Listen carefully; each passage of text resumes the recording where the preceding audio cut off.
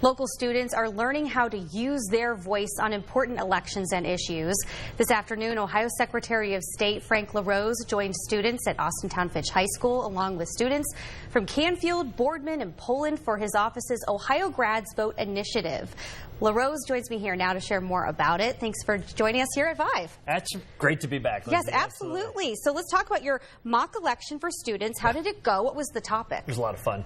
Really what this is a chance to familiarize them with voting. As we were giving them their I voted stickers after they got to vote on real voting machines using real ballots, you know, fake ballots, but the style of real ballots, they said, oh, that's easy. And I said, you know what?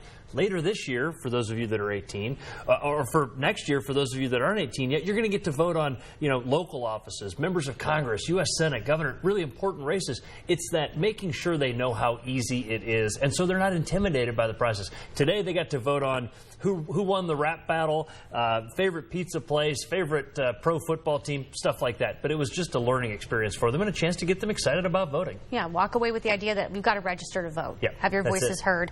Now, you were elected Secretary of State 2018, more than 6 years ago, and now you say you are running for state auditor. Correct. So tell us, what would be the main thing you'd like to achieve if you're elected to that position? It's about transparency, efficiency, and accountability. The state auditor is really the top watchdog to make sure that people in public office are not stealing public money, and if they do, that they go to jail for that. So any kind of public corruption is something that the auditor can focus on, but it's also about government efficiency. Kind of like what you hear about from the Trump administration, working on trying to find more efficient ways for government to do what it does and do it well.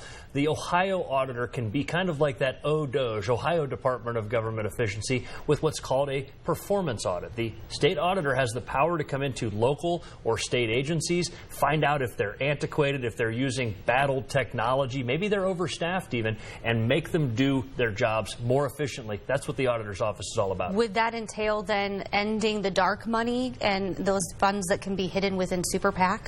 Well, so that's political funding, right? Okay. So what we're talking about is more public money. So that's when people give money to candidates. Right. That's something that really does need to be addressed at the federal level, and I believe in doing that. But what we're talking about is tax dollars that are being spent at everything from, you know, local districts, counties, all the way up to state government, and rooting out that antiquated processes that waste money and that kind of thing. Okay. I think we all know our property taxes are pretty high, and one of the reasons on that is that a lot of local entities are spending money and maybe not doing so as efficiently as they should. And the voters have sent candidates to the State House to fight to lower those, so we'll see if they get results. Amen. We will be watching.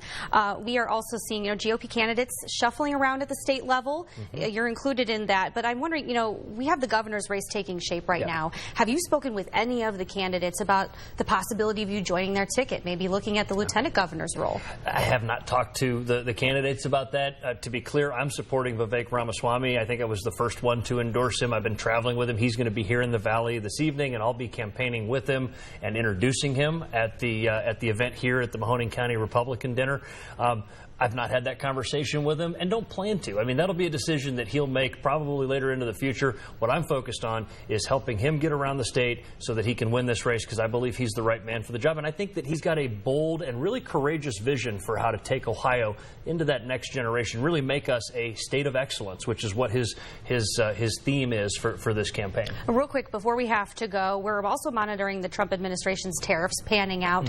He had the Liberation Day on Wednesday, and I'm wondering, how many businesses have been created in the state of Ohio? You look at the new business creations. Are you seeing any slowdown on that front? Do you expect people to be hesitant, or maybe we'll see some shifting? I actually think that we'll see the opposite. I think that we're going to see more people starting new businesses. I think that manufacturing is going to come back to Ohio. Not that it ever left, but it's going to have a resurgence, a renaissance. There will be some temporary challenges. The president has acknowledged as much, but it's time that we rebuild American manufacturing. Places like right here in the Mahoning Valley, where people work hard and know how to build things and build things well, it's going to benefit areas like this. For too long, our adversaries and allies around the world have been mistreating the United States, and it's time that we stood up, because on a level playing field, Ohio manufacturers, American manufacturers can compete and win. What President Trump's trying to do is create that level playing field. All right, we'll see how it pans out, especially as we inch then closer to the midterms, how this agenda plays out in the public and also in the business sector, which I know you're monitoring. Thank you for joining me right here at 5. Thanks, Lindsay.